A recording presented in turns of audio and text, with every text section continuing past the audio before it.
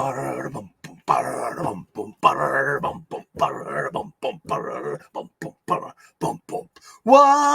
down, out in the rain,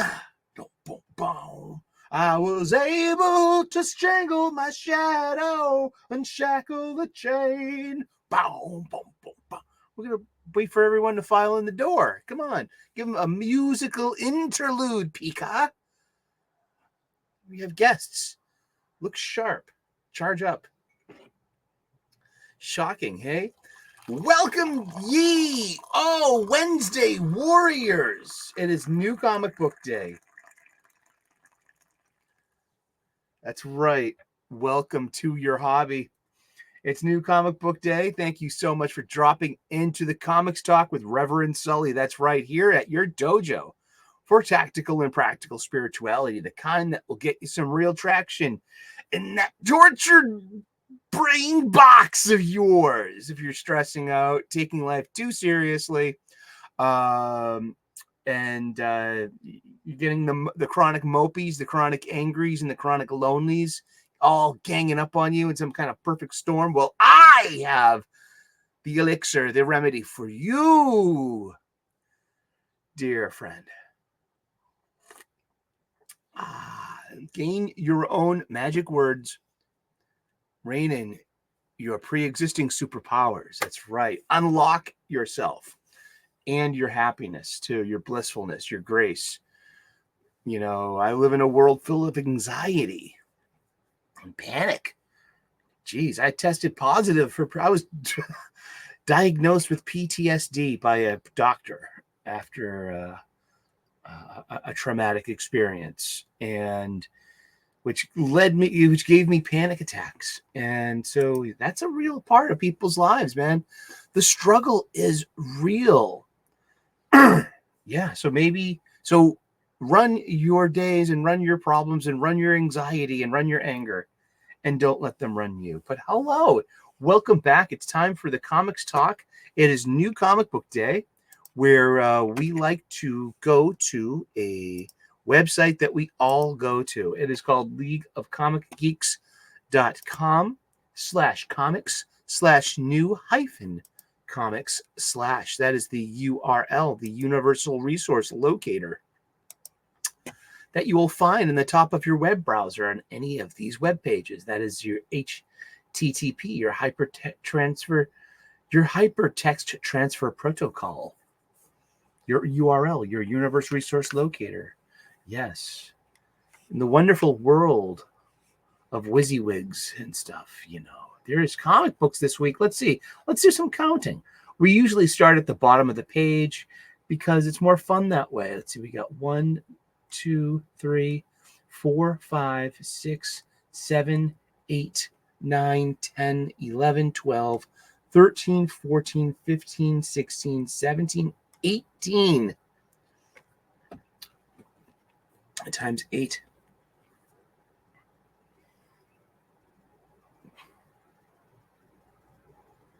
It's 144. That's pretty gross. But some of these are doubles. Like some of these are variant covers, like, or second printings and shit. You'll see. Like this Daredevil number 8 right here. You got a Frank Miller Virgin variant cover. You got a Simon Bianchi 1 in 25. And you have a 1 in 50 John Romita Sr. black and white hidden gem variant for $9.99 each. That's, yeah. How you like them apples, kid? Wow. Last Mermaid number 1, third printing. That's good. That means it's see those that's it. Second printing for issue number 2. That's great. Moon Man number 1 is getting a third printing. See, this is good comic news because these are a couple of indie darlings, and when they go into these, you know, into subsequent printings, that is good for everyone involved. What is? Oh, it's a blank facsimile. See, this is a blank facsimile edition of The Crisis on Infinite Earths. which makes it not a facsimile edition, to be honest with you, because that could happen in the story. I mean, it's for Crisis fans, right? Let's see what's on the list here. What's going to be on my pull list? Let me blow this up just a little bit. When we do that, the ads get bigger too. You notice?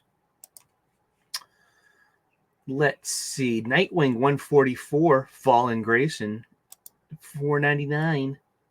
28 pages. So you're getting 20 pages of story and art. See? 20 pages right there. You got Bruno Redondo art.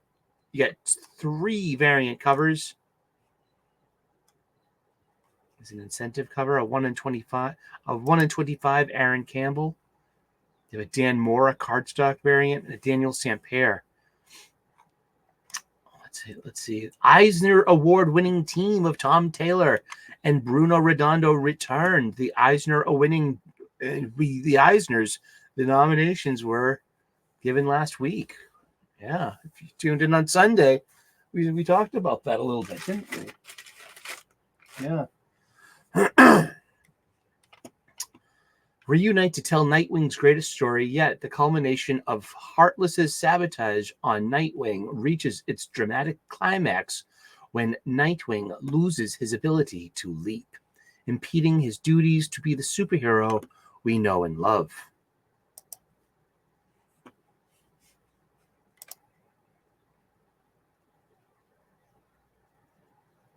Seriously?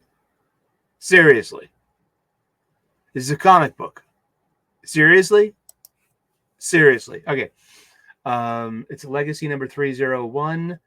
And this is going to be Tom Taylor's swan song on Nightwing. And no word yet on when, who the baton will be passed to. Group editor is Katie Kubrick. No mention of Ben Abernathy here. You know? Does Nightwing get what's that bloody ad? The bloody adverts. I mean, I'm looking. It still has Dawn of DC on the trade dress, but I'm looking on the cover and there's no bat oval. Has that been consistent in other issues? So we have to let's reduce the page a bit. No, it has been. Let's go look back a bit. Nightwing, number 112. That's a Bruno Redondo cover. He does good covers. But notice that that's the Nightwing logo. It is not the Bat logo. Huh.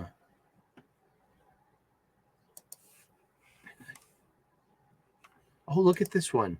This is just, you know me and those, and these blister, these action figure blister, you know, I would buy this just for the cover, but I'm not. But that's a couple of issues away. And 117. This week's is 114. Let's get back to the action, as they say in the Power Rangers. Back to action.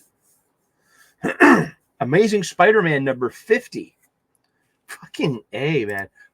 $9.99, 80 pages. It's Ed McGuinness doing the art. He's back again.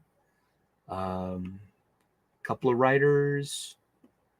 Okay, look how many variant covers we got here. All right, let's look at some covers. This is our A cover. Okay, it's rated T for teen. Greg Capullo. This is a 1 in 100. It appears to be a Virgin variant. Yeah, that's a Virgin variant. Wow, I like that a lot. This is Nick Bradshaw, no 1 in 25. So yeah, this is a special issue. This is John Romita Sr. That's nice. I mean, just this. I mean, it's probably a commission or just some kind of just a sketch, but you know, no, there's the Greg Capullo variant cover. We have the black costume variant cover. I love the black costume. This is by Ivan Coelho. There's a John Romita Jr. I love John Romita Jr.'s art. I don't care what y'all think. Shameless. John Tyler Christopher, Negative Space. I like that Negative Space variant. Yeah. I've seen this done with most recently with Red Sonja. And I really like that too. I really like this. That's art. And we have some is it Spider Gwen? Is it Ghost Spider? Or is it Ghost Venom? Spider Venom? Is it? I don't know. I don't know. And there we go. Yeah, that's it. And there are our variant covers for Spider-Man. Number 50. Allegedly a hallmark of a milestone of an issue.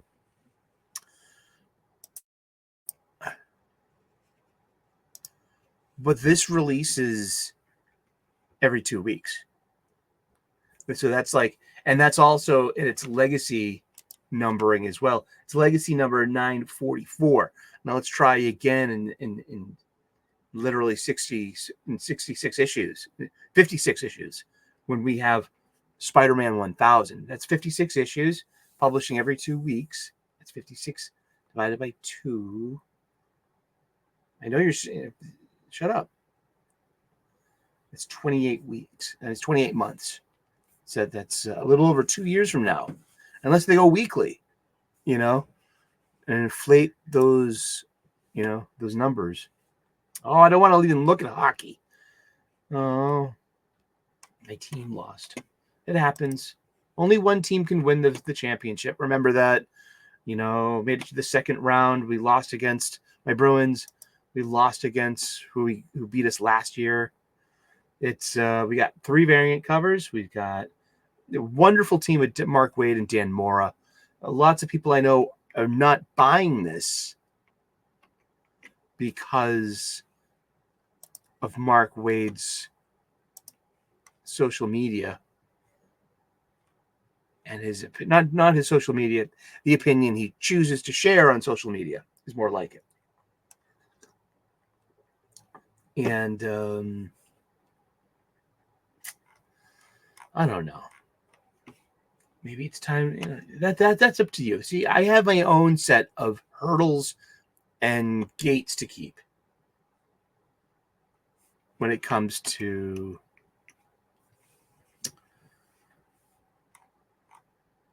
who I spend my money on. Like, I'm going to a con in 3 weeks, and I can't wait to see Jeremy Adams. But yeah, but Dollars to Donut says he's going to be sharing a table with Tim Sheridan, and put my money where my mouth is. Like, am I gonna? I have to be nice to this guy because you can get kicked out of a con for the fiat of any of these creators. Don't bring any of this culture war shit up. It's this holy ground, Highlander. You know what I mean? We're going to talk about that. We're going to talk about the rules of going to your con. House of Brainiac Part 4. I'm getting Superman anyway. Superman's on my pull list. I believe I have every issue. All right, no, I'm still looking for issue 2 and the annual. Then I'll have this complete run so far.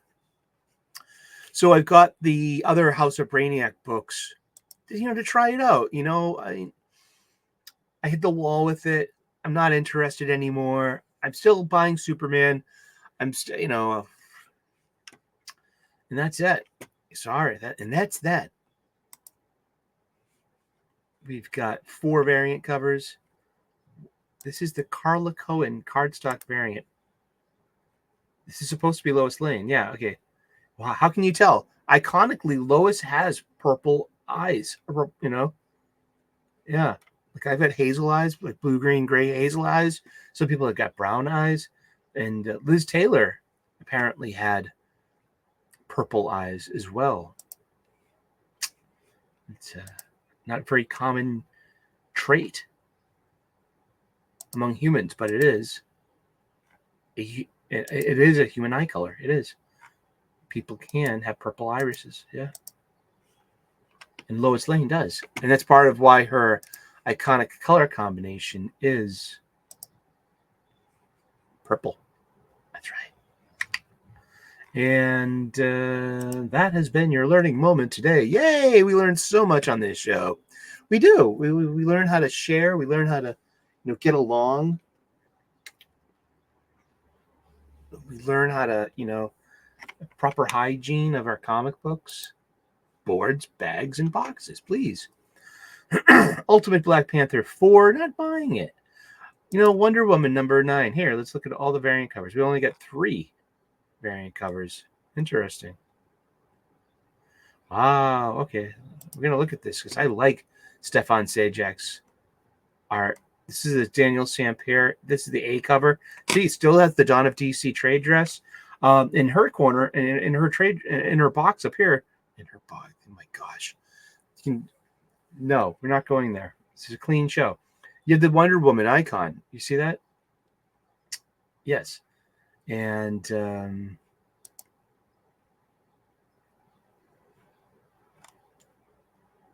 that's her new 52 outfit? Or is this a preview of her upcoming Absolute Justice universe, her Absolute Universe outfit? And this is Stefan Sajak. And this is decent, yeah. Still won't buy it, but I love his art. He did Harleen.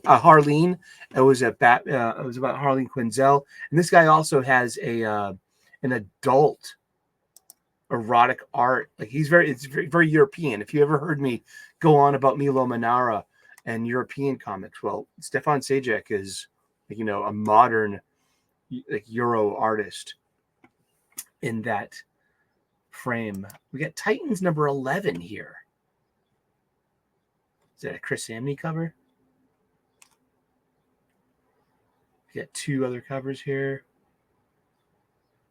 Tomorrow. It is Chris Samney. Okay. The Titans against themselves. Yeah, it's like the big thing is going to be like Amanda Waller is like, she's going to have like next level Amazos to take down anyone with powers. Immortal Thor number 11. Look at this beautiful Alex Ross cover. And written by Al Ewing. What can I say? It's been kind of decent. It's got to have a Gods kind of crossover. Like the Rubik's Cube from Gods is showing up. And we have Evangeline as well. Angela. No, it's Angela. Angela, who was if I get this story right, like, we got a couple of, lifers in the chat, hopefully, that can set us straight here, that know a thing or two. That Angela was originally a Rob Liefeld and Neil Gaiman creation, that it went down to litigation about who had the rights to this character. And then they end up getting sold to Marvel or something. I don't want to look it up. I don't care, to be honest. I just, yeah. I know that came out of the original Age of Ultron by Brian Bendis. That was her introduction. That was like the big reveal. Like, wow, Angela's in the Marvel Universe now. Who? Exactly. Void Rivals. People like this. That's Springer, ladies and gentlemen. Springer. Autobot. Let's take a look at him. It's part of that second generation of Autobot. I mean, maybe that third generation.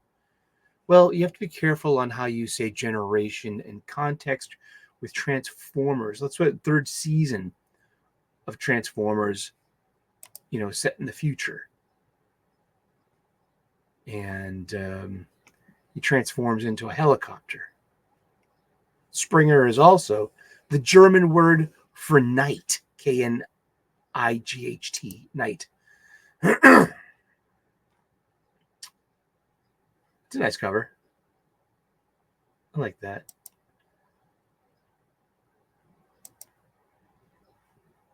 And look, when is this set? Oh, that's a beautiful cover. What's purple, but because we just got that's Tonsi Zhanek's variant cover. We had a reveal in issue 1 of Skyfire. Or is it Jetfire?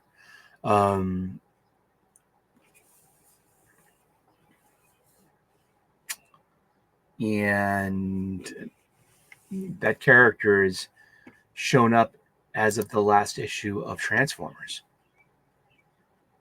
and to a kind of limited role due to how little of their spark was remaining. It's very sad too. It's Fall of the House of X, number 5 of 5. Look at all those variant covers. We're going to look at these variant covers. We're going to do it. It's Jerry Duggan's kind of swan. So, well, he'll be doing X-Men 35 will be his last issue. We looked ahead on some of these preview stuff. He's going to continue. Jerry Duggan will continue to be on Invincible Iron Man, and which I think may or may not be continuing the story of Emma Frost and Tony Stark's marriage. I mean, I don't know. Stay tuned, right? The battle for the future, it all comes down to this. Orchis versus the X-Men, winner take the future. Orchis has pushed mutant kind to their lowest point ever, but that means the X-Men have had to fight back like never before.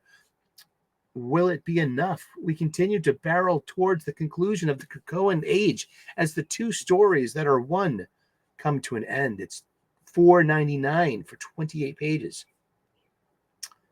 So this will be it was $25 if you got all 5 of these. $50 if you got its cousin, the rise of the powers of 10. We got Cyclops and Storm versus Nimrod. If I can go back to issue number 1 of Jonathan Hickman's 2019 X-Men, following, House of X, Powers of 10, we had Storm and Cyclops together on a mission. And I really thought that was setting up some future stuff that it'll have to come down to a fight between Storm and Scott again for the soul of the dream of Xavier's dream. Because I felt, Scott was going to be very comfortable with the expendability of soldiers given Krakoan resurrection technology, and Storm, being who she is, would be really morally opposed to that. And that, I felt that there was something there that never got plumbed. It's a nice Nick Bradshaw variant cover. Rated T for teen. Yeah, Storm is like one of my all-time favorite X-Men. I love the design of Kamala Khan's X-Men outfit. I do. I love it. It's really cool. The Carlos Gomez homage variant. This is supposed to be like Hamlet and Yorick's skull talking to Horatio.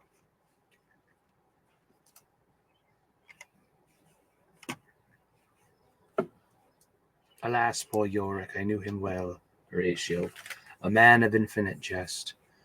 And we have the David Nack. This is the DNA. This is DNA, and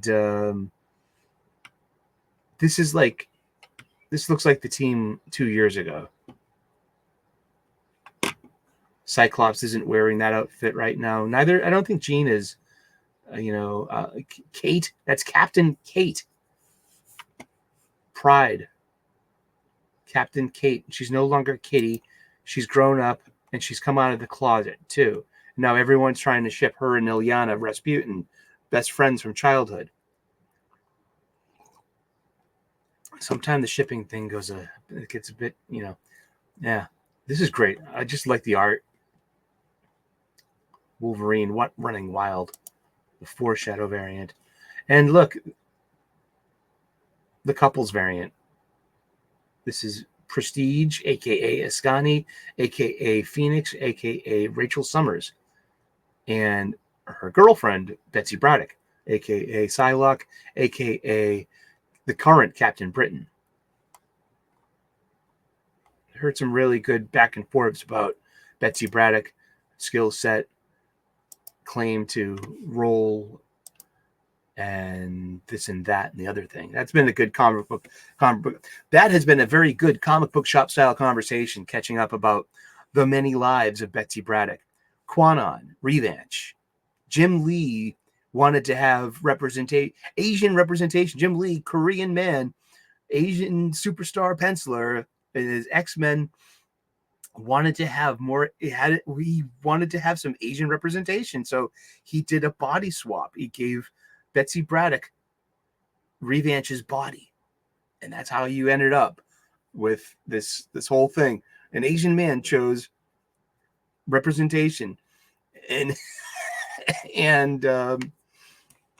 30 years later, that's kind of like, what's become of that, huh? The Spectacular Spider-Men. And are Kamala and Miles dating?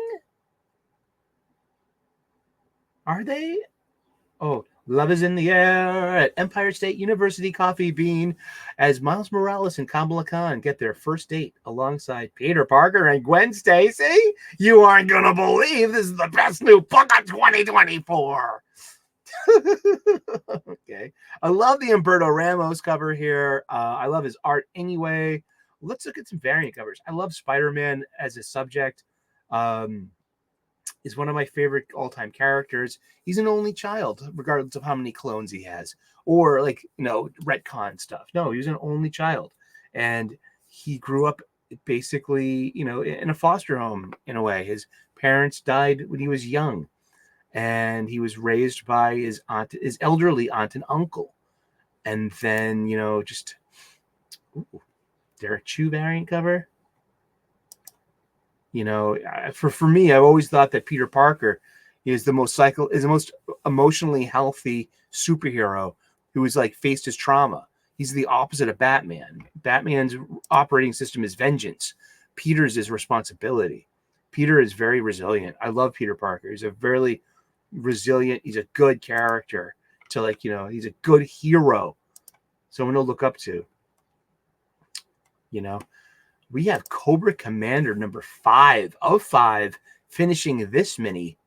Loving this, seeing where this is going. I actually read a sneak preview of Scarlet number 1 by Kelly Thompson,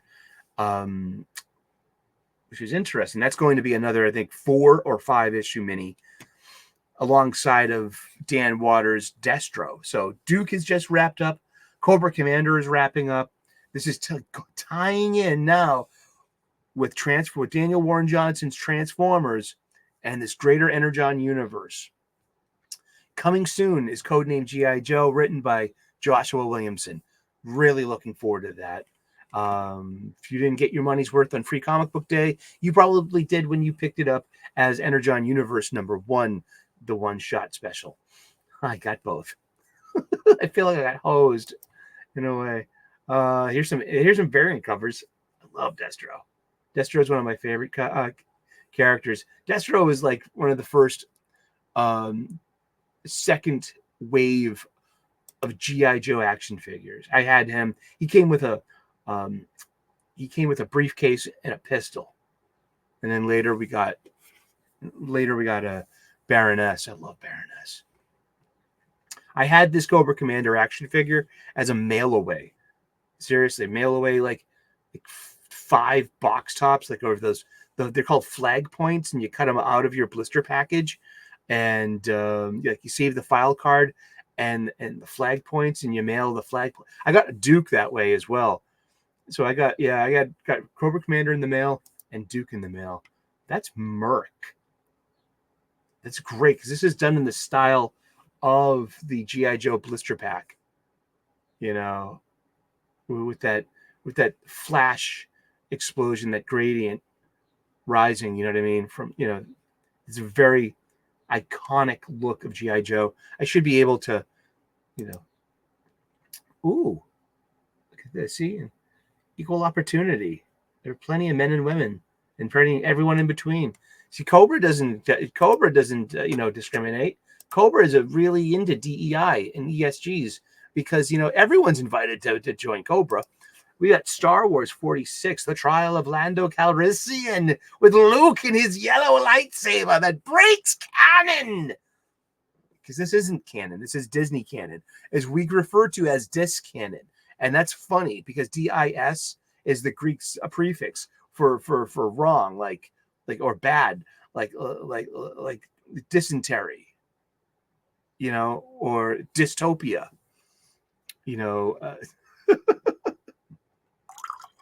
Wait, let's hold on. We're gonna take a break from this. Oh yeah, when you have two screens, sometimes you're like, I'm manipulating the mouse, and it's on the other page, and I'm looking at it on the second screen, thinking and you're wondering, well, where's my mouse? Where's my cursor? Who moved my cheese? And happy new comic book day. What are you picking up? What are you putting down? What do you know? What's new? What are you getting? Give me some of your jive. Come back to me. Flat back on this, yo. All right, it's Operation Rescue Mon Mothma. This is Charles Soule. This is, I'm a huge Marvel Star Wars fan of the original 107 books published between 1977 and 1985. I believe it was. It was 86. So around then, I can look it up if I wanted to, but I think it's a goal of mine. Why not? It's a noble goal. Get a run of that. It's 107 issues. That's a long box, or two short boxes. I love those comics. I grew up with them. They're very nostalgic for me. Look at that. See, if I was only into because here we go. The yellow lightsaber of Luke Skywalker. Okay, notice now he's wearing black like this. He's very close to adopting his green lightsaber. How they bring this up in the new canon, the Dis canon, the Disney canon, Dis canon, I don't know. In the original Return of the Jedi, there was a scene, and sometimes I get confused if it was Return of the Jedi or if it was Shadow of the Empire. It came out, which led up to what was going on. But here I have my old friends, the novelizations.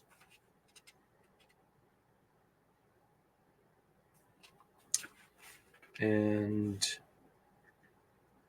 yeah, I think I got it confused with Shadows of the Empire, which has the scene of Luke building his lightsaber in Ben's hut, which ends up being his green lightsaber. Which I wanted, if I had any choice for retcon, I would have had Luke find some kyber crystals in Ben's hut, or even just maybe found Qui-Gon's old lightsaber hilt in disrepair and just modified it to his, to what looked like a Ben Kenobi's hilt, one of his spare hilts, just because Luke's green lightsaber hilt is almost identical to Ben Kenobi's Star Wars 1977 lightsaber. I refrain from calling it A New Hope. And see, yeah, you can see more of the hilt here. This is, and yeah, this comes from the Jedi Temple guards. It, you know, I think he found it somewhere. This is the 25th anniversary cover for Phantom Menace. It's always a bigger fish. I love Qui-Gon Jinn. Yeah, I like the prequels. Hey, here we go. And I love these blister packs. These Star Wars mock-up things. This is great. John Tyler Christopher, Shmi Skywalker action figure. Yeah, why not? I just love it. Star Wars. No, no extras. This is lean. I had action figures that had this exact background. My R2-D2, my Ben Kenobi, my Darth Vader, my Luke Skywalker. I had a C-3PO too. I mean, I had so many Star Wars action figures that looked exact, that came off of a blister pack that looked exactly like this, with no red text of the sequel or where it's at. Just plain old Star Wars. My X-Wing was like that too. Phil Notto, Master and Apprentice.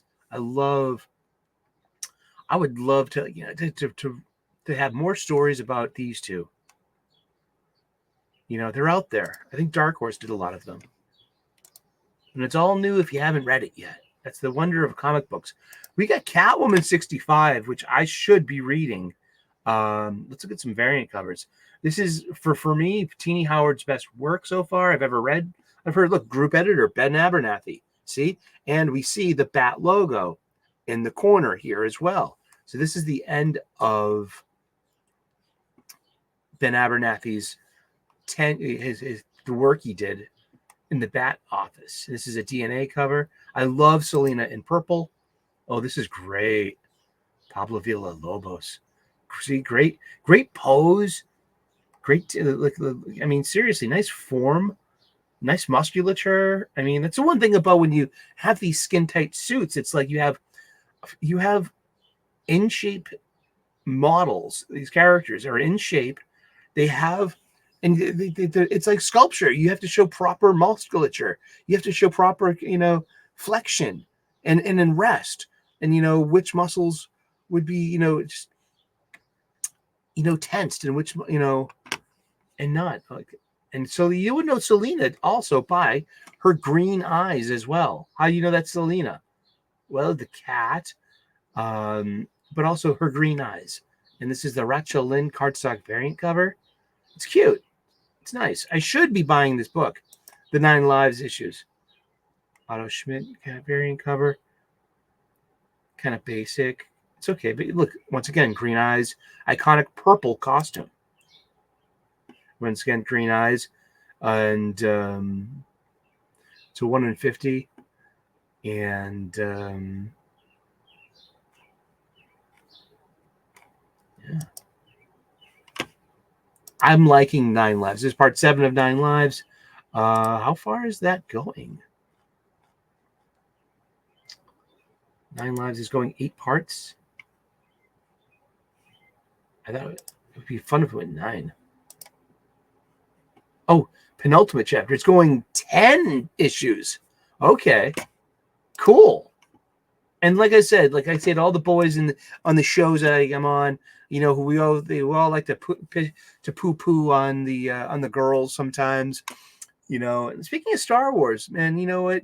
Mary Jo Duffy wrote Star Wars for years, picking up from like the Empire That Strikes Back years.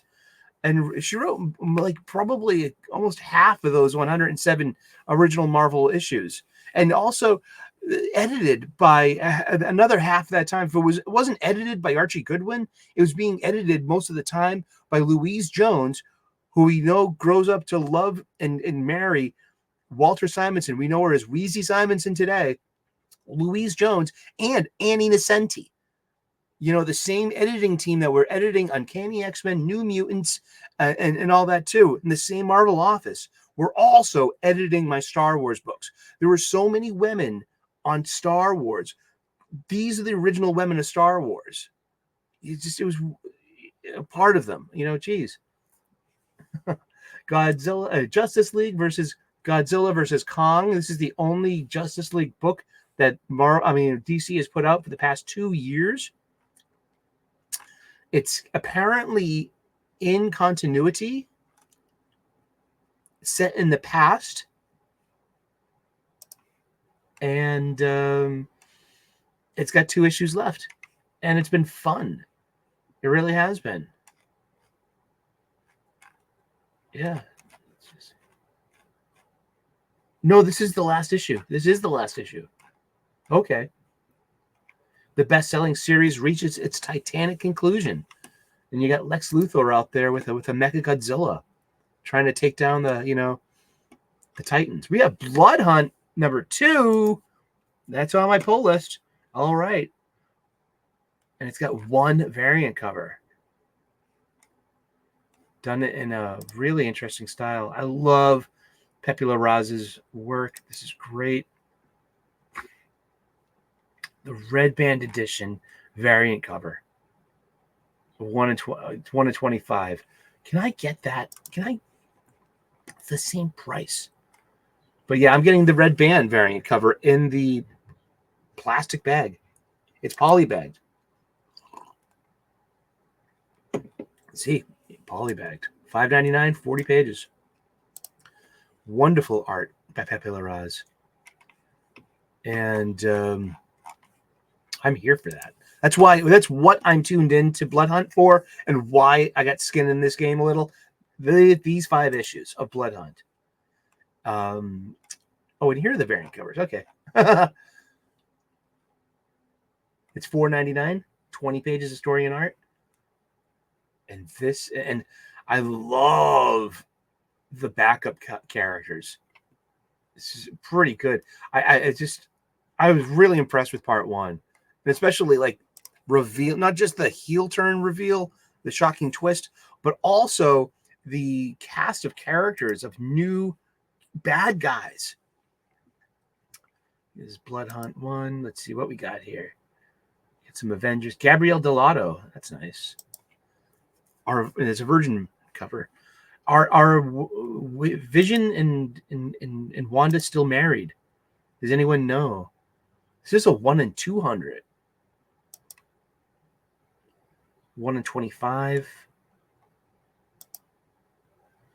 Huh, that's really fun. I like that. This is a David Baldion Fangs variant. That's pretty fun. I like fun. Fun is fun. Come on. Peach Momoko with the variant cover. No, I'll have to pass on that one. You know I'm a sucker for a Peach Momoko variant cover, but I'm struggling with fucking Ultimate X-Men. I'm so serious about that. I've never been so serious about thinking about putting down a book. We talked about that more on Sunday, but the Superior Spider-Man number 7 of how many? Of 8. You know, Mark Bagley is doing the art.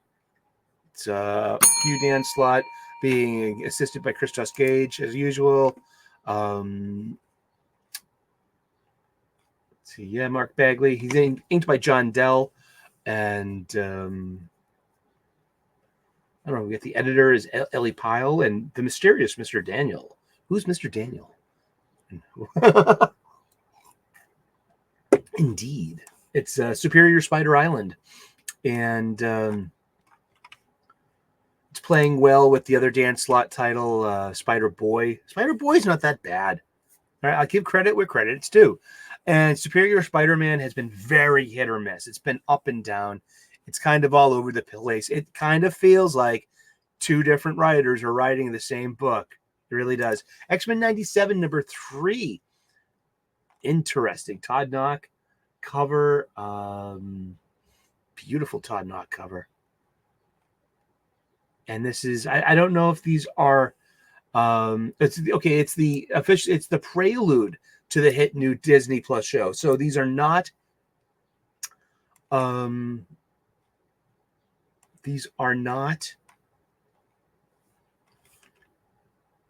adaptations of the episodes of, okay.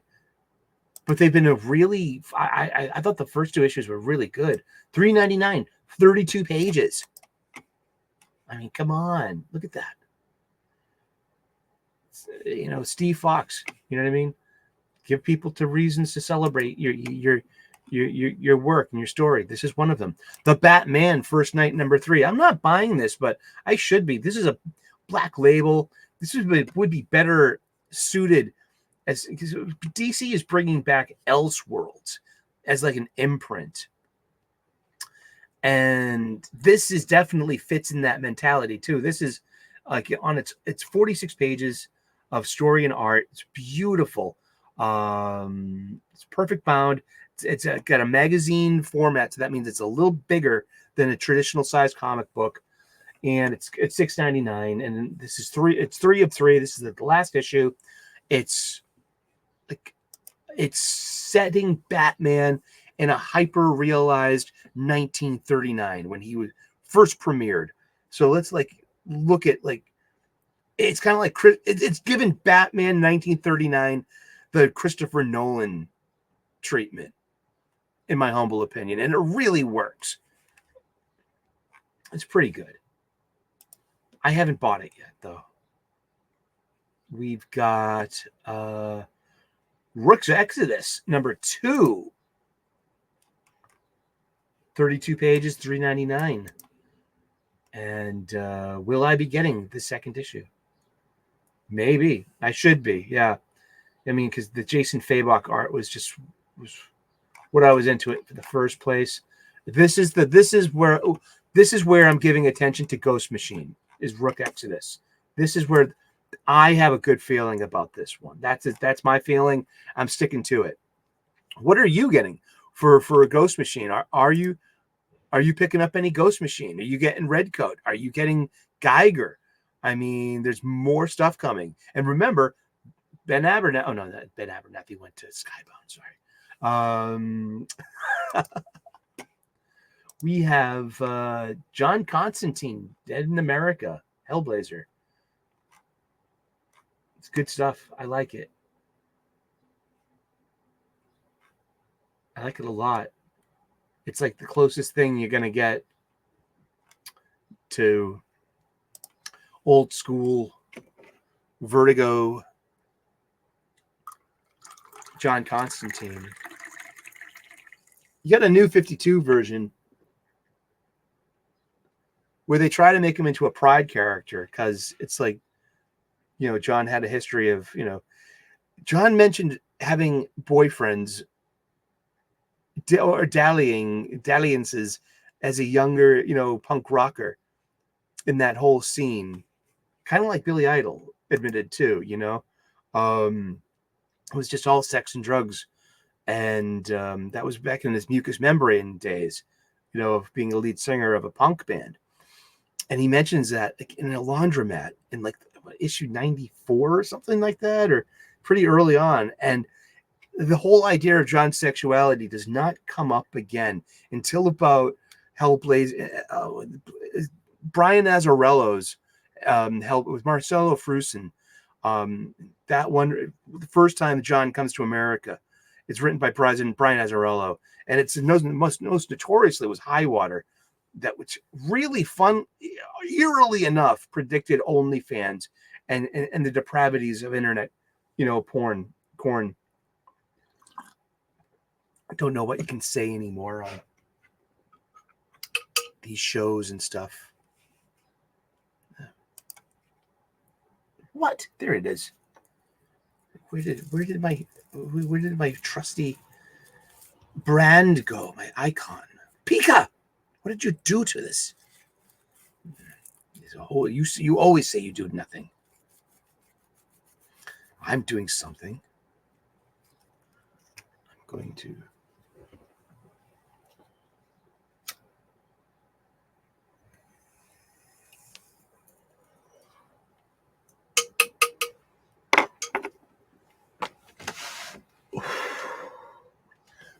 All right. Yeah. Don't do that on camera. But yeah, so there is a variant cover too. I've been picking this up. I've been liking it. $4.99. Cardstock cover. It's Si Spurrier at his best for me, because I'm really not digging his flash. And yeah, Allons-y. Give me good comic books. Let's see. We have Alan Scott, the Green Lantern, #6. Will they kiss and make up? Yes, it's the comic book that Tim Sheridan weaponized against the chuds on the right. Let's get back at them.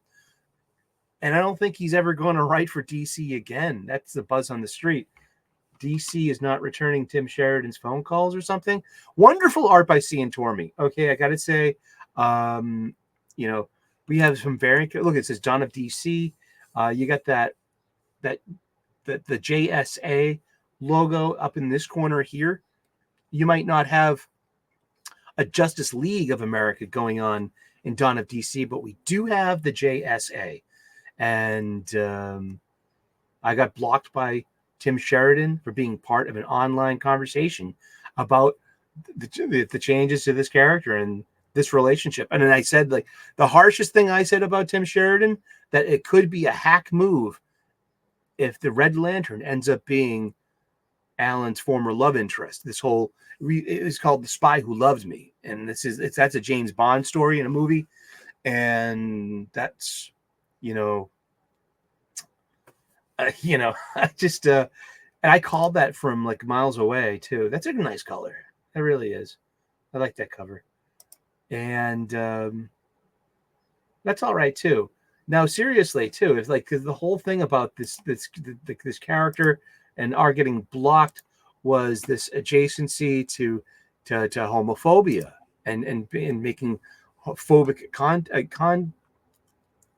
comments about the restructuring of this classic golden age character who's got literally 82 years of history since their premiere in 1939, 1940, 84 years now.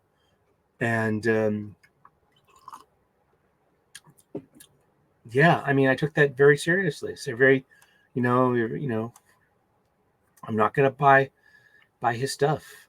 Yeah, sorry.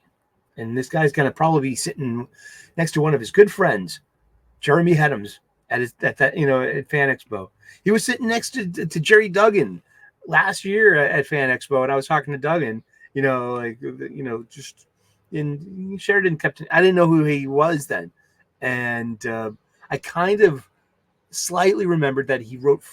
I got Flashpoint Beyond issue 0, and that had a couple of different writers on it, like Jeff Johns and Tim Sheridan, and I think Jeremy Adams as well. But I didn't read the whole thing of Flashpoint Zero. I've read all 5 of these. All right, I would have bought this. I am a huge Green Lantern fan. I love Alan Scott's story, and you know what? I mean, this is like, I defend a lot of the stuff that goes on in this book that people are just pushing back on, such as the scene where Alan is apparently soliciting prostitution. And I'm like, they called that cruising. And that was like ancient, that was 1940s Tinder, a grinder, as they call it back then. And, just it was hookup culture. There was no mention of money, and there was no money passing hands in that scene. Around here in Boston, we called it the Talking Bushes, and why you would avoid the Fens and the Esplanade at night on weekends, the Talking Bushes. We knew full well that, hey, that's where the gay guys go to hook up because they got, nowhere else to go, in a way. It was different back then in the 20th century. And that's what, Green Lantern hopefully could have made a point of.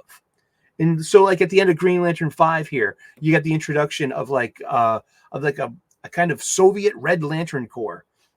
And they had some great design. And I would love to be part of, like, celebrating this book. But thank you, Tim Sheridan. You've made it impossible for this person to buy this book or to, hey, I can't be part of this conversation because, the oversensitivity of its writer. I could buy it, but that I object to that morally. Really, I don't want to, just Let's go forward here. Speaking of a really decent book I should be buying because I am a Green Lantern fan. This started out as the backup feature in Green Lanterns number 1, 2, and 3, done by Jeremy Adams and Harmonico earlier this year for the dawn of DC. This spun out, and it's Philip Kennedy Johnson and Montos. They've remained a battery pair on this since those three backup stories. So they have a consistent storytelling unit. Still done at DC, and it's John Stewart's Green Lantern story. And I love John Stewart as a character. And turkey's done. Let me throw another log on the fire. Let's throw another Dan Slott comic book onto the fire and warm our hands and feet to the flames. But this has been a pretty good book. I haven't been buying it, well, because a lot of it has to do with, it's not Montos's line work. It's more of the digital stuff that's just it's Green Lantern, so it's supposed to be a bright book, and it's supposed to use colors, because now, especially in the past 20 years or so, or almost 20 years, we have the emotional spectrum. We have this, embracing of the different colors, different powers, different motivations, and different emotional state of where the character is coming from, which is great. Over on Green Lantern right now, they're really messing around with Sinestro's rage, and Sinestro is embracing his Red Lantern powers right now. And they got 2 Elseworlds characters in here, and a Guy Gardner, which is great. But it's Philip Kennedy Johnson, who I really love his work, and I should be buying this. There's just something about it that just it's kind of a miss for me. I read it every time. It's in my my pirate chest. I'll tell you that much. I look forward to it now. I can always go back and get it. Symbiote Spider-Man 2099 number 3. Lionel Francis Yu is a wonderful cover. Damn, I love his work. Written by Peter David and Miguel O'Hara. I mean, it's good though. The animated Spider-Man movie gave Miguel O'Hara a really nice boost. It put Miguel O'Hara over, and that we're getting a lot more 2099, and which is a really interesting, place to tell comic book stories. The next generation of, you don't have to have the current heroes replaced by younger legacy characters of any kind of bent or tone. You can have it 100 years later and being like, oh wow, New York City still needs a Daredevil. Of course it will. I like that. I mean, that's really cool. What else do we got this week? I mean, Spider-Gwen, the Ghost Spider, number 1, Legacy number 61. It's $4.99 for 40 pages. Wow. And that's a Mark Brooks cover. The blank. I'm just kidding. Let's look at it. Wow, this is a shitload. This is a number 1, 30 pages. Stephanie Phillips, our friend Stephanie Phillips. Hello, everyone. She did write Cap Wolf. All right. Let's see how she does here. Come on. She gets a lot of work. Okay. And this is from Earth 65. And this is Gwen Stacy, the Ghost Spider. And I believe that she was not bitten by a spider, that she has replicated a nano suit that's kind of like a nanite symbiote, a non-organic symbiote, or something like that. That gives her a spider sense and tech, all of the Spider-Man powers. And I think that, and correct me if I'm wrong, isn't Peter Parker dead in her world, and that was her tragedy? Something like that. I don't know. But here, we're going to go through all of the Gwen variant covers here. And I think bringing Gwen back like this too Here's a conversation here, a comic book shop style conversation that we're having here on New Comic Book Day. You know, there's a Peach Momoko variant cover in here somewhere. Will I be getting it? Could I? I mean, I am a sucker for that. I love her eyebrows. She's got a very Cara Delevingne thing going on right now. This is a Jenny Frischen version variant cover. Jenny Frischen does a great job. I mean, look at that. This is a very classic kind of fashion look here. I see a lot of Billy Tucci. I see a lot of Nagel, who is the great artist of that fashion of the 80s. If you were ever in a hair salon in the 80s, you saw that Nagel look, that Duran Duran cover art kind of aesthetic, you know. And this is really good. I love this cover. She's got a bust. All right, she's pretty, and she, you know, just this. I like it. This is good. This is real good. Yeah. And let's see, a Pablo Villalobos cover. Yeah, but did he draw the background? Might have. I don't know. You know, how much of this did? That's what we have to ask these days, too. Like, you know, who's this? This is Ivan Talavera. So this is an issue 1. Oh, here we go. Here we go. Ladies and gentlemen, it's the Peach Momoko variant cover. I am a sucker for a Peach Momoko variant cover. And it's a virgin kind of. See, you know, that's nice. It's got a real kind of, for me, this has like a Blade Runner feel to it. Greg Horn. This is really nice. A little art appreciation here. I mean, she's, you know, her character in Marvel 616, she was murdered by the Green Goblin.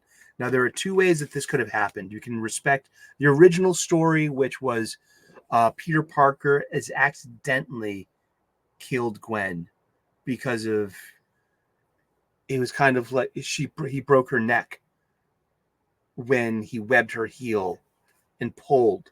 So that's why, you know, if you saw Spider-Man No Way Home, you know, that's why, you know, Andrew Garfield had this, you know, you swing into and pick up and join your momentum. And no, that was like, he was, it's funny too. It's not funny, but it's like ironic. Like the scientist, the hero, I mean, he knows science, he knows math, but he forgot in his desperation, because Green Goblin throws Gwen off the bridge and she's falling to her death. And but in Sins Past, I believe it was Sins Past, Norman had already killed Gwen and threw her dead body off the bridge.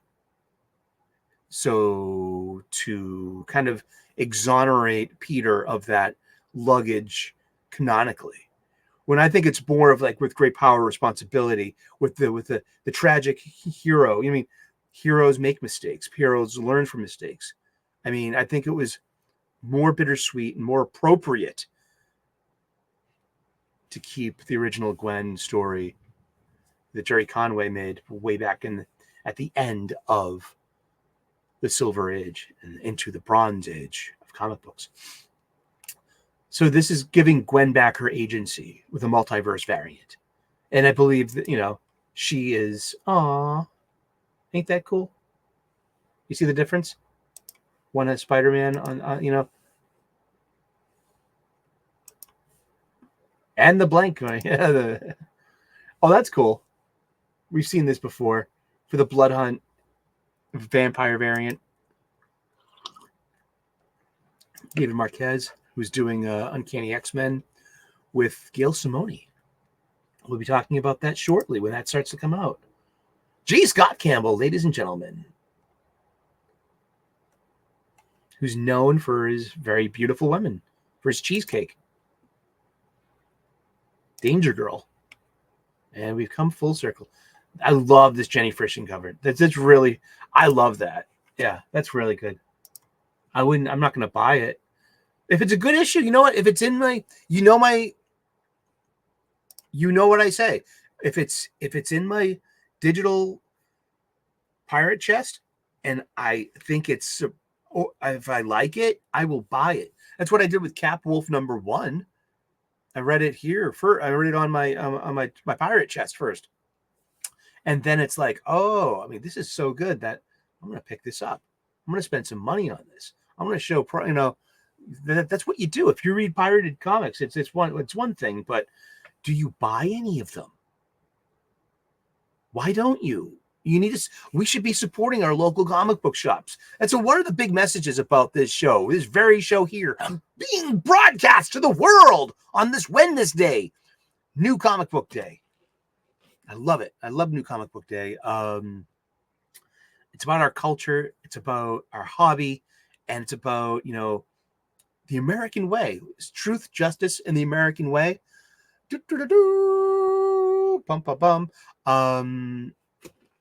That American way has a lot to do with mom and pop shops, brick and mortar shops, small businesses, independent bookstores, such as our local comic book shops. And I get my supplies there as well. My bags, my boards, my boxes. And having a pull list now, I get 10% off of supplies. That's good to know. And it comes in handy. And that's a nice perk. Ask your local comic book shop if they have a pull list. Do they offer incentives? Is it, that's a nice incentive. And I bought so many supplies over the past couple of years that that would have added up. But you know what? I agree to paying this retail markup though. It helps my store stay open. It really does. They're moving inventory. They're making money. They're keeping the lights on. They're paying the staff. And it's so important to me to help keep my local comic book shop open. Because when they're gone, they're gone. I mean, I think there's always going to be a local comic book shop. There's a record store, a used vinyl record store. They also sell new records as well, and old hi-fi systems, needles for your turntable, belts for them too, you know what I mean? Shit like that. I mean, it's where you can, it's a record store. They're still around. They really are. So there will always be a niche boutique for us, the comic book fan. I really feel that. The marketplace is changing. The format's changing. Periodical publications are changing. I mean, Rolling Stone magazine itself is publishing its last paper issue in June of 2024. Couldn't have come a minute too soon. It just, oh wow, how the mighty have fallen in the great culture wars and the one-sidedness of some bullshit these days. I used to love Rolling Stone. I'm not going to get into a tirade about Rolling Stone magazine. Not yet. We might do a special next month to celebrate its last issue. Ghost Rider, Final Vengeance, #3 by Benjamin Percy. And this is continuing the story of the new host of the Spirit of Xanathos, the Spirit of Vengeance. The new Ghost Rider is the Hood. So now he's got kind of like a double power set. Oh, cool. Local Man's out this week. Don't Sleep on Conan the Barbarian, #11. I read this last week. This is an amazing comic book. It's a crossover with King called the Conqueror. And we also have the return of a legendary big bad. The artwork in this book is astounding. Its violence is over the top. It's got nudity. It's got sex. It's got blood. It's got everything you wanted. It's everything you got from something such as the first couple of seasons of Game of Thrones and the first season of Westworld. It's sex and violence. It's very, very basic, and it works. And the past year of Conan the Barbarian by Jim Zub on Titan Comics, this has been really good stuff. And once again, I should be buying it. I'm not a sword and fantasy fan. I am a sci-fi fan.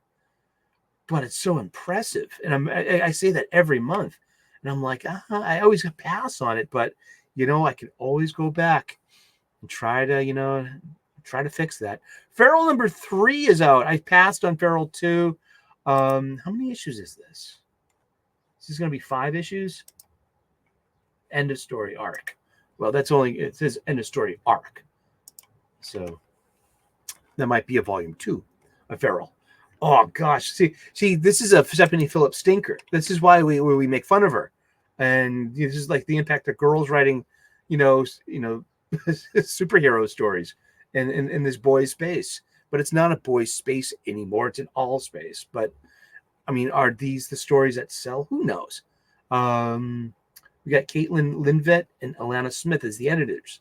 All right. So this is, we have to, as magazine publishers, you need to have content focused at certain demographics. And I think this is like one of those publishing missions. So you have Black Widow and Hawkeye by Stephanie Phillips. And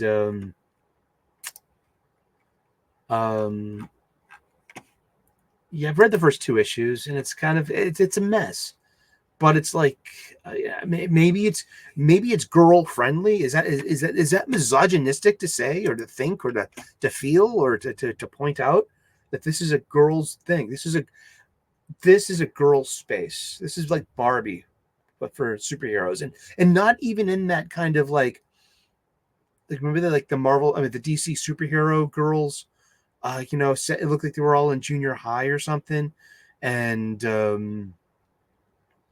they were all went to school together and shit. That was a property that was big for a while, but that was totally aimed at girls, though, using all the girls, heroes and villains, and like it's set in the drama of middle school or junior high.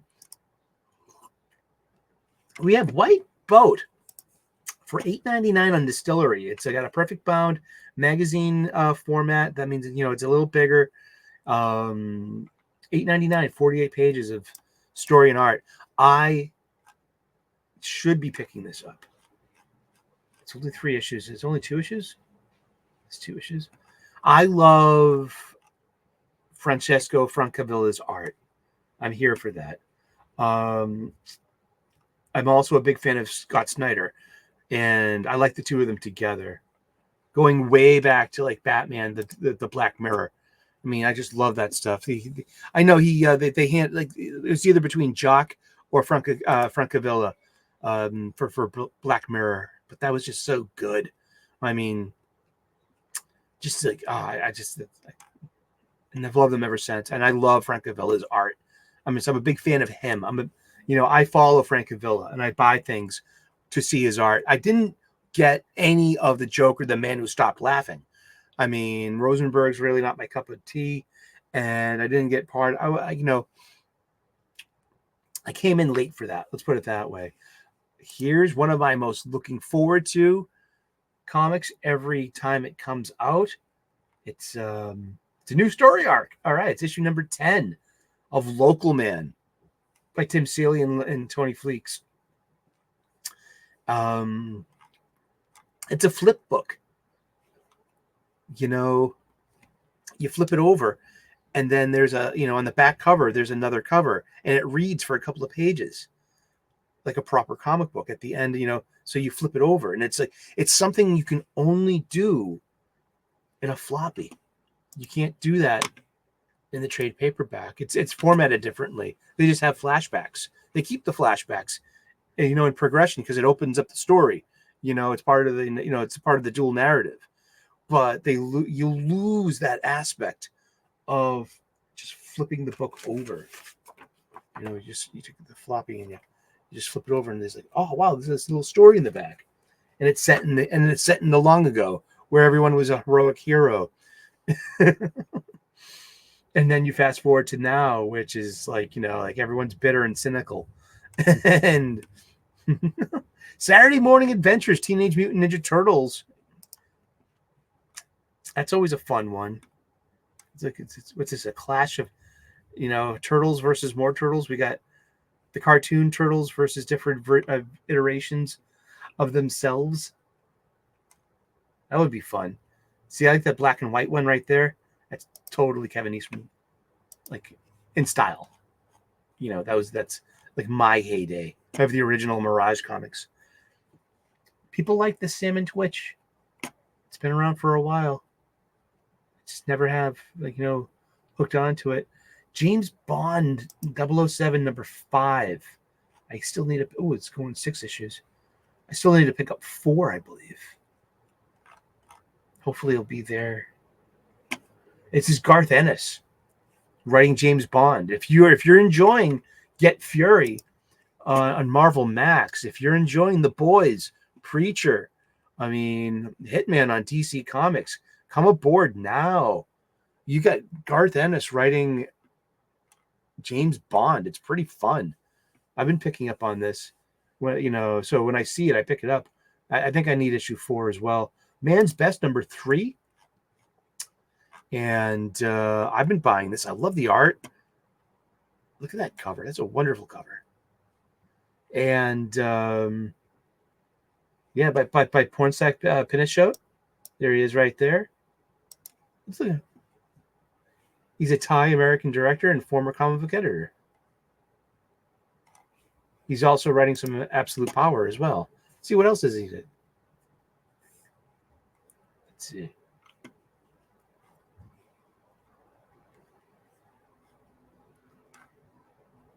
Wow. Remember for that Age of Vertigo? Yeah. Oh, wow. Flashlight. You worked on a lot of Flashpoint.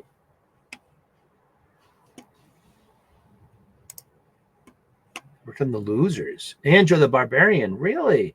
Joe the Barbarian, I have in hardcover. It's on my spinner rack. I've been meaning... one of these days, I'm going to have Sean sign it. I see Sean, and I live in Boston. And so I go to the cons, and Sean lives in Portland, Maine. So it's like... I wonder if there's a con in Portland, Maine. I have to look that up. Let's look that up. Portland, Maine Comic Con 2024. The Maine Comic and Toy Con, Portland, Maine. No, I don't want to sign on to Facebook. Maine Comic and Toy Con. And when is it? October 4th and through the 6th in Bangor. In Bangor? Or I went Portland. Oh, the Civic Center in Portland?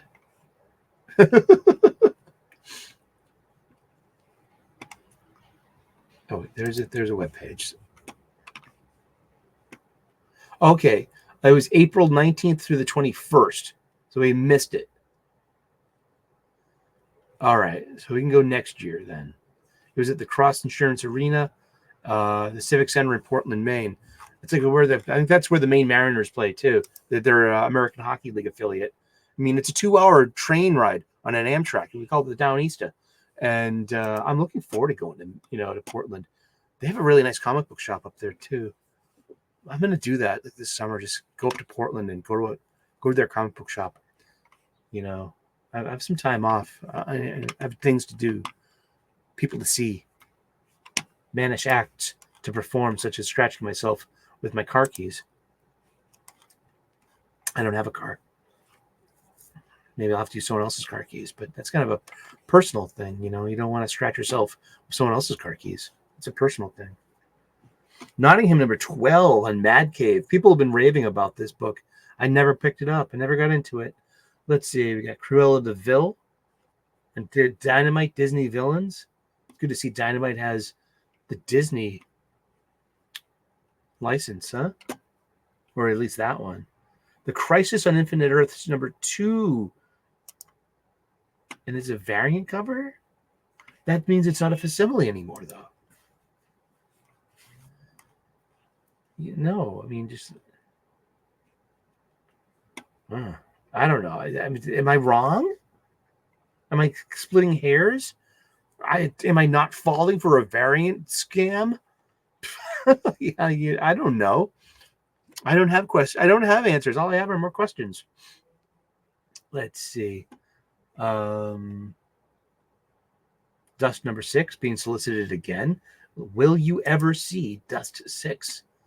They solicited this last week too. Does anyone want Dust 6?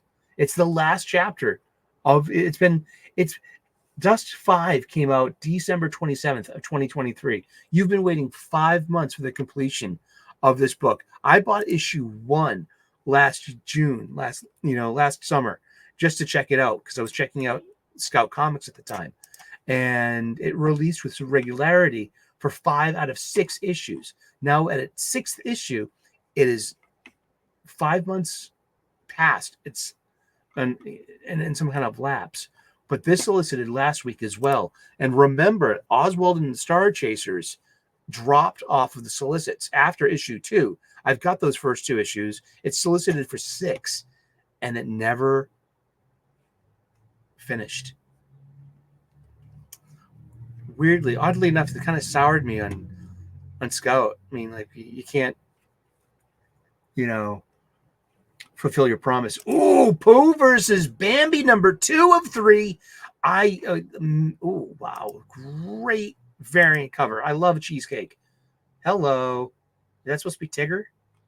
T-I-double-G-R. That spells Tigger. And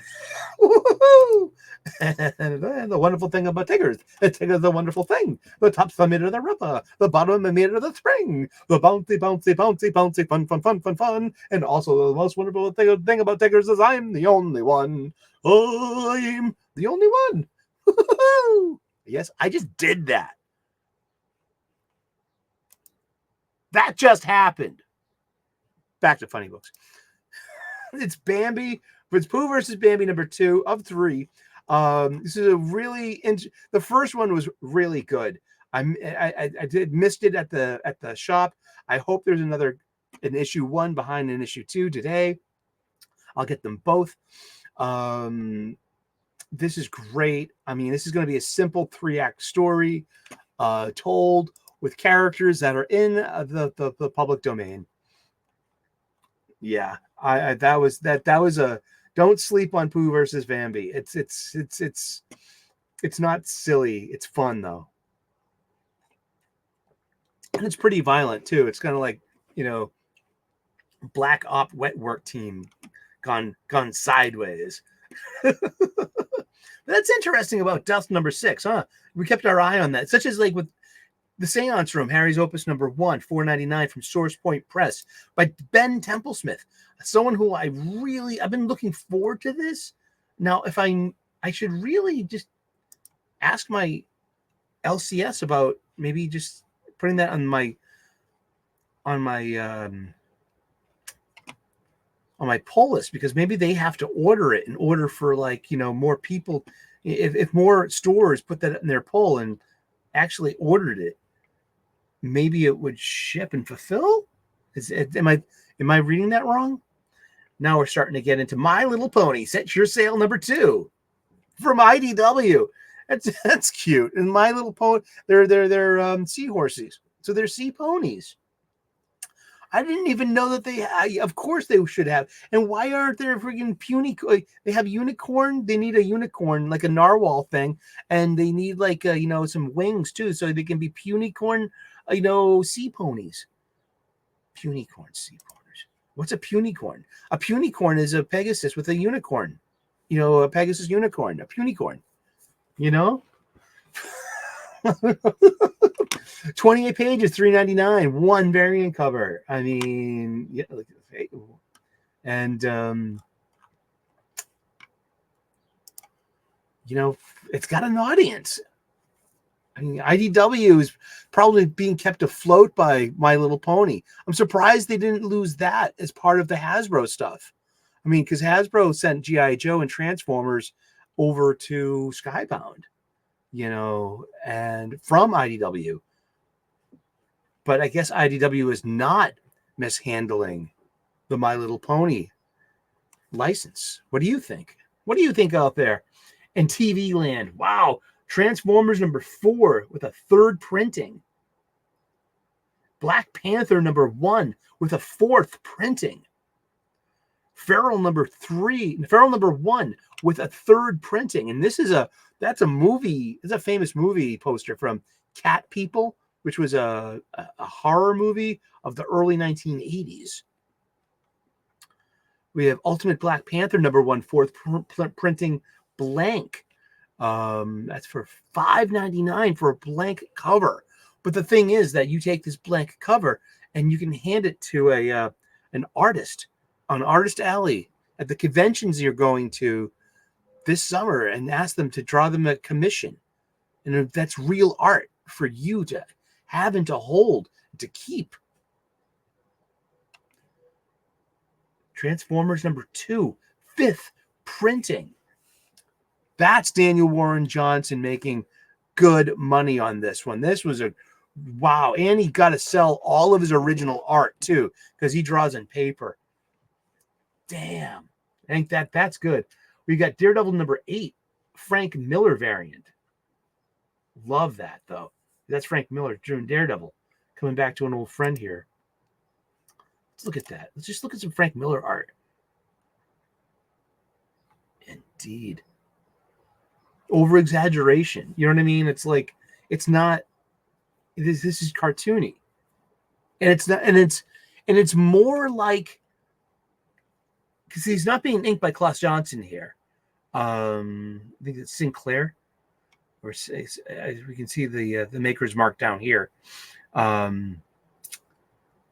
it's done in the classic Frank Miller, you see this all over Sin City and Ronin, and even in Dark Knight, because when his work on Daredevil with Klaus Janson was a little bit more, fine lined, you know what I mean, and tighter, and didn't have that clunky lankiness, especially to the limbs or the over exaggerated, musculatures and things. He kept it pretty tight during his initial, during his his run on Daredevil in the early 1980s. Yeah, I just said that. We got Duke #2, 3rd printing. See, looking good for Hickman. Looking good for Joshua Williamson. It's a 3rd printing from an issue 2. Let's see. Yeah, blank variant. This is a facsimile of Crisis on Infinite Earths #2, $4.99, and it's not a facsimile. No, it's either is or it isn't. Look at this. Void Rivals #2, 7th printing. And this is from Gleb Milenkoff, and I love Gleb Milenkoff's art. Damn, if I saw that, would I pick it up? Maybe. I only have issue 1. I mean, would that be my entry point into the last corner of the Energon universe that I'm not covered yet? Would it be? Could it be? And we've reached the end of the list, and we've come to the end of the show because it is New Comic Book Day. What did you pick up today for New Comic Book Day? I am looking at what's on my pull list. So I'm getting at least 1, 2, 3, 4, 5. There's 3, 4 Local Man #2. So that's 4 on my pull list. I'm going to pick up Man's Best #3 if I can. James Bond #5 if I can. White Boat #1 for $8.99 from that distillery format. You know what I mean? I love those creators.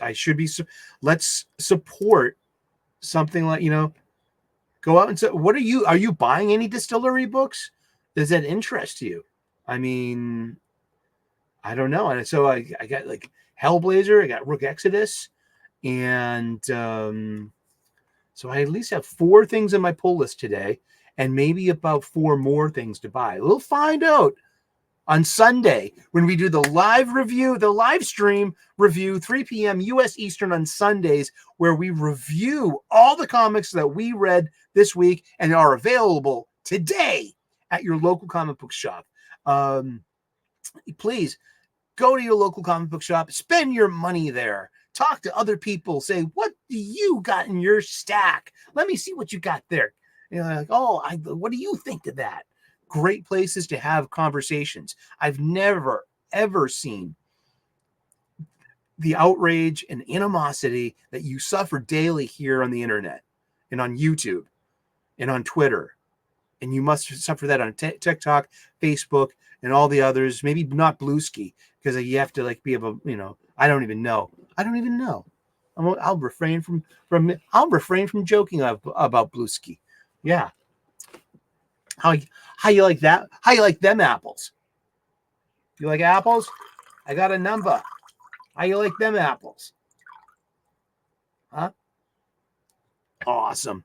But yeah, support your local comic book shop. You need bags, you need boards, you need boxes. Pick them up there. I make the conscious choice to not order my supplies from my online supply chain. The one with the free shipping and the built-in movie network that I love. You know what I'm talking about. And you can save a bundle too by like buying in bulk and shit. But I'm into the long game here. I am into the American dream, the American way. And that has a lot to do with mom and pop businesses, small businesses, local businesses in your town square, in your main streets, on your Broadway, just there. And if you don't have a local comic book shop in your immediate area, the deets are in the details in the description of this show. Hit up Yul Carter at Fantastic Comics of Berkeley, California. He's shipped me at least 4 different packages full of funny books over the past year. They've all been packaged correctly in a Gemini mailer. They've all come promptly within a week, and it's all been easily paid over PayPal. And your arrangement is with him, and but he might have your new releases waiting for you. You could be your own mailbox away from having a local comic book shop and supporting a local business out here in America. I have 7 local comic book shops in my immediate area. We just lost one, the NEC, New England Comics in Coolidge Corner. And so now we're down to 7 in this Boston area, which is down the street from the corner here at our Boston studios here. But yeah, I mean, within striking distance of this very fortress of solitude is the, I've got Kamikaze in Davis Square, Somerville. That's my local. That's where my pull list is. I got the Magic Dragon up in Arlington Center, up in Arlington. Boop, boop, Arlington. They're great. It's a great comic book shop with, 2 very comic book guy-ish kind of guys there. It's each one of these comic book shops has their own flavor. I mean, it's great. Then we have the New England comic books of Quincy and of Malden. And then we have Million Year Picnic, which is in Harvard Square, owned by Tony. And it's turning 50 years old this year. New England's oldest comic book shop. In a very high rent area too. I fear for Million Year Picnic. I really do. I mean, because that's like, and New England Comics, Harvard Square closed about 3 years ago because of rising rents and things. So it's like, I mean, we need to, go to our local comic book shops, spend our money there. And that's where we can really enjoy this culture. Like I've seen heated conversations aplenty. And all of, people behave in public. They really do. So if you want to be free of this internet outrage, embrace the nerd within you. Embrace the geek. Okay? Embrace it by representing. Get your feet to in your ass and your body and everything in between, your head and your toes. Go to your local comic book shop. Spend some time and some money there. You might see something fun there too, like an old toy, or wow, you guys play Pokemon here? Cards? You do Warhammer here? Like you have Warhammer nights? Yeah, join our mail list. You know what I mean? Be tuned in. There's shit going on. Geeky shit with real people in real life. Meet them. Get out there. Find some. There's a lot to be grateful for in our hobby.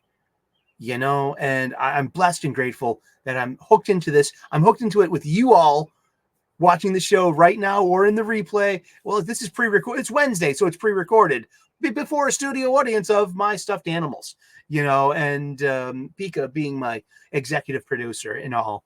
And you can barely see Drinka over there in the control booth.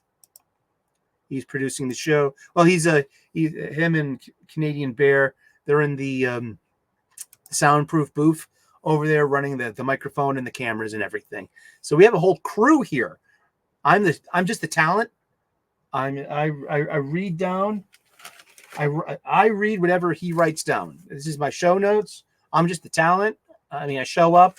You get in front of the camera. You get. I can have at the craft table. Craft services are really excellent here. I mean, just you try the pudding. Yeah, it's homemade chocolate. There's dark chocolate too. It's pretty darn good. But from our Boston studios, which is down the street from the corner and across the street from a Dunkin' Donuts too, there, pal. Thank you for tuning in. It's New Comic Book Day. What are you getting? And guess what? Sunday, as usual, Sunday 3 p.m. we'll be reviewing everything that we bought at the comic book shop, and also anything else that I read that might have fallen into my lap in a digital pirate box. Arg! But I will go back and buy what has really impressed me. I really do. I feel that's a good part of the bargain, you know, and be part of this American dream and the American way. Thank you so much for tuning in. God bless. Namaste. Good luck. And we will see you again in those funny pages. Ciao. Bye-bye. All righty. Thank you.